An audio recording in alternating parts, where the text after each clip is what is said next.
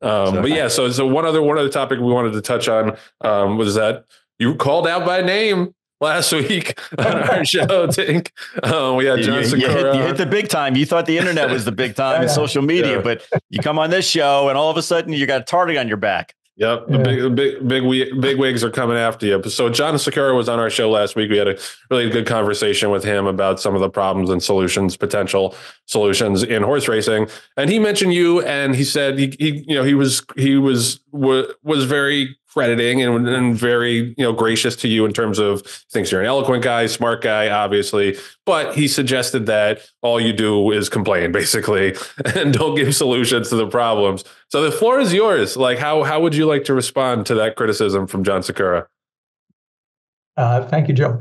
Well, first, I'd like to say that I find Jon Sikura to be a very interesting and creative and entertaining character in the industry. I mean, he's obviously successful too. That goes without saying, and comes from a very successful family in the industry. He has every reason to push for solutions, but I think that some of what he said, and I enjoyed the broadcast thoroughly, some of what he said last week, I think warrants responses, and I think some of it was dubious. So let me skip through these. I'll try not to be too long-winded. He began by mentioning that he thought that the Jockey Club was the wrong organization to create or impose a mare cap on the industry. And while I suppose that could be true, it seems like an odd assertion given what the Jockey Club's primary purpose is. The other point that I would make is, well, if they're the wrong ones to do that, the implication by Jon is that the right people to do it are the breeders themselves. And it's a bit difficult for me to see how that is not a foxes deciding who to guard the hen house situation. Not to say that breeders shouldn't play a role in the decision. Of course they should. But if the decision is going to be left up to them, is it really likely at all that there's ever going to be any kind of cap? I mean, I think the resounding answer is no. The next point I'd like to make is that Jon also said that there wasn't any science behind what the Jockey Club was trying to do. And well, Joe and Jon, we had a discussion about this in some depth a few weeks ago, and I'm not going to go through it again in depth, but in case Jon Sikura missed that episode, I'd like to make the point that in January of 2020, there was a genetic analysis of the world's thoroughbred population that was a study that was released. And it included over 10,000 thoroughbred racehorses from a number of countries. It's apparently the most comprehensive genetic analysis that's ever been performed on the thoroughbred racehorse breed. And according to them, it showed a, quote, striking temporal increase in inbreeding and regional variance across global thoroughbred populations during the last 5 decades, the last 50 years. In conclusion, they said, we report a highly significant increase in inbreeding, et cetera. And given the limited diversity in current thoroughbred pedigrees, genomics-based measuring high-density genome-wide SNP information and a large reference population are likely to offer the best opportunity to slow and reverse the potential effects of inbreeding. So my question, of course, to Jon Sikura is, on what basis does he claim that there's no science to support the need to address the problem of inbreeding in the industry? I'm not a geneticist. I haven't read all of the literature, but that seems to be pretty, impressive, that study, and the conclusions seem to be pretty clearly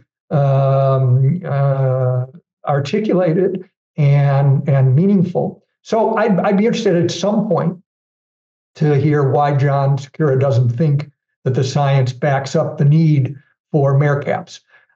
Then, interestingly, and this is what I like, one of the things I like so much about Jon, is he did go off on some creative suggestions of his own, one of which was to tax foals at levels of 125 foals, 150, 175, 200, and so forth, and that would be a way, without instituting mare caps, that would be a way to penalize, so to speak, those stud farms that are breeding high volume stallions. And while I applaud his creative efforts to make the best use of the money that the Breeders' Cup has, which is part of what that proposal was about, and I also applaud him to try to help to level the playing field by requiring breeders of high volume stallions to pay their fair shares to the Breeders' Cup. That proposal would essentially help a narrow group of owners and people who race in the Breeders' Cup, and it would also coincide with the interest of Jon Sikura himself in his business.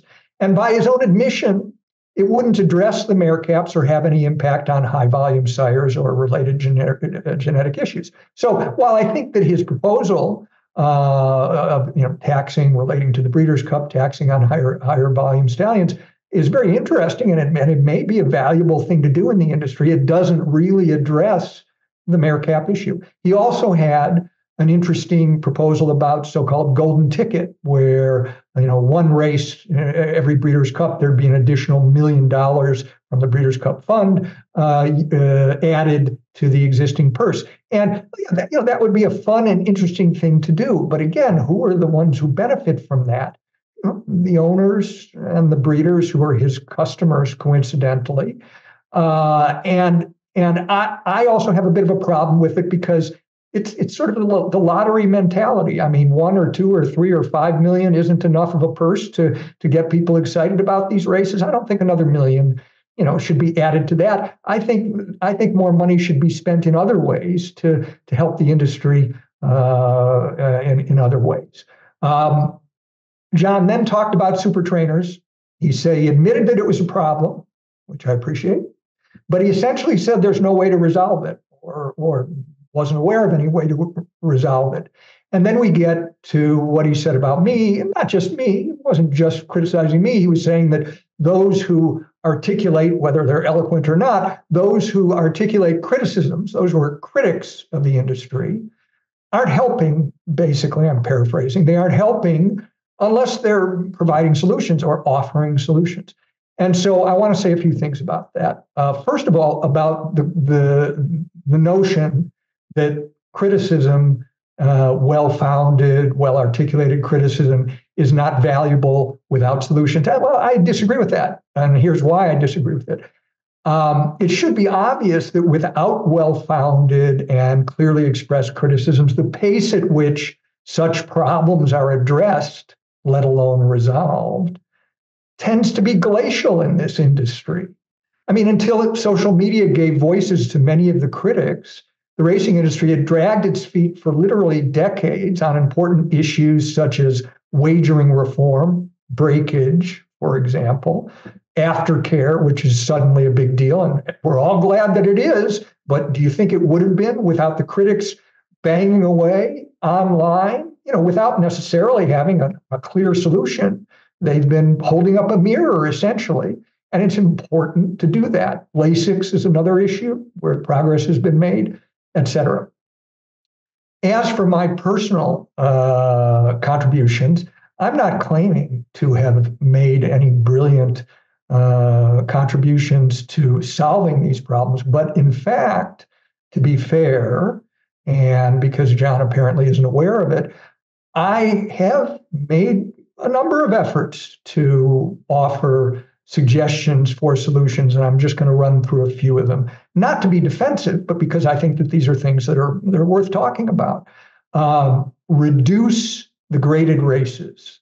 There's a promiscuous explosion of graded races in the U.S. over the past several decades. It's not warranted. It's not good for the game. It's only good for owners and breeders and those who are involved in buying and selling horses.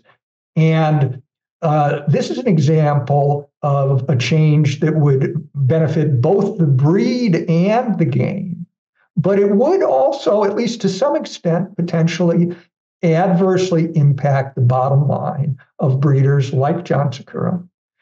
And take into account that TOBA, Thoroughbred Owner and Breeder Association, controls the grading of stakes races. And Jon's brother, Glenn, of Hillendale in Canada, is on the board of trustees of TOBA. Have they attempted to use their influence to reduce the inflated number of graded races? Or, even more importantly, in my view, to stop this ridiculous situation where Derby preps are grade 1 races? There's absolutely no possible way to support that continued situation. Because as we know from last week's racing and this week's racing, what those grade 1 events do is to fracture instead of bring together the best of the 3-year-old colts. They're not bringing them all together. If they were bringing them all together, then fine, make it a grade 1. But they're doing the opposite of it. So why don't Jon and his brother address that problem? They're in a position to do it. They carry influence and are in a position to do it. Secondly, the genetic screening and guidance for mare caps that I just talked about based on that 2020 study, not my idea, but when someone brought it to my attention and I read it, makes a lot of sense to me.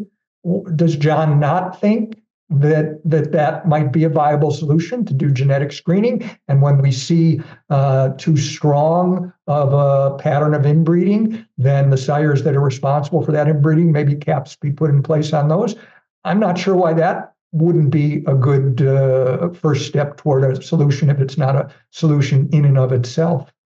As for the super trainers, maybe Jon didn't read this because it's fairly recent, but I actually did write something up on the super trainers recently, and these were some of the ideas that I proposed. A maximum of 100 horses in training, aggregate stalls on the tracks, no more than 75 at any single track for a single trainer. No prohibition on stock coming from farms or training centers, but a minimum of 1 month in allotted stalls on track before a horse can be entered in races to prevent people from just cycling in horses from off track. Trainers based at training centers like Graham Motion at Fair Hill would be able to use the full 100 stall allotment, and there would be efforts made to prevent what I call feeder trainers. Like it hasn't happened, but if someone like Tim Yakteen, who's obviously closely connected to Bob Baffert, were to be preparing horses on track and then just ship them to Baffert's stables to run, that would not be allowed either. Now, look, these are working ideas, but they're ideas. Those kind of restrictions would, beyond a shadow of a doubt, have a major impact on the volume imbalances in stables today. They would help to reverse the long-standing insidious trend of higher and higher concentrations of horses, including the best horses, into fewer and fewer hands. And over time, most importantly, in a way, in my view, it would help to revitalize the crucial, what I like to think of as the middle class of the American trainer population. The restrictions would also help to increase field sizes, make the game much more attractive for bettors, greatly help racing secretaries, and help trainers to be in a better position to develop their horses the right way. So, these are some examples of suggestions that I have made, and there are others. But this isn't about me. I'm not worried about criticisms from Jon Sikura. I want people to listen to those who are making constructive suggestions and not dismiss them with a wave of the hand, whether it's because they don't know their real name or because they may not be familiar with their work, et cetera, et cetera. People should be welcoming. People in the industry should be welcoming constructive criticism, not dismissing it. So I'm off my soapbox. Right.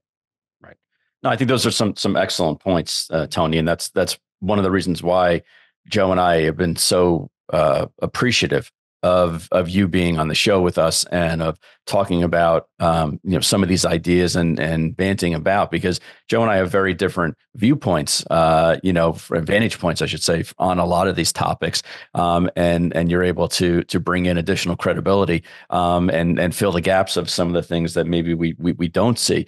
I had an opportunity to talk to Jon Sikura when I was down in Florida for a few minutes, and his comments to me, I took it a little differently as far as the Breeders' Cup ideas, and I looked at it as the Breeders' Cup is sitting on, some people say $80 to $90 million of dormant assets that literally are just sitting on their balance sheet. They're not doing anything with it. So for them to get off the stick and actually leverage the money in some way, whether it's an aftercare, I think everyone would agree that would be an important step, or something else. But to use it for purse money, I think does a couple of things. Yes, it enriches literally the owners and the breeders and the trainers that are involved with those horses. But we talked about it earlier in this podcast, where we said that there's such an oversaturation of interest in the Kentucky Derby. Well, the only way you can increase and raise the tide on the other races is by increasing interest in those races. So, would putting another $1 million into each of those purses make more eyeballs come in? I don't know. But if they did it in a lottery style where nobody knew which race was going to have the additional bonus money until the day of entries, I think that would increase some outside audience just because it is a lottery. But it's been shown through studies that the number of increased entries in a race increases wagering. So if the idea is to have, instead of having a 7-horse field in the filly and mare sprint, which has been kind of undervalued or underappreciated over the past couple of years, maybe if that was an additional increase in purse money, or ended up being the golden ticket, and they had more interest and more entries, then that would kind of raise the level of that race, which would have more horses going in it, which would be more wagering. So I think it's a couple different ideas. Again, I don't want to put words in Jon's mouth, because he's not here to necessarily talk about it. But I actually endorse the idea of having an entity utilize assets that they have, instead of having it just sit dormant on their balance sheet, not helping anybody except for the investment advisor who manages the money.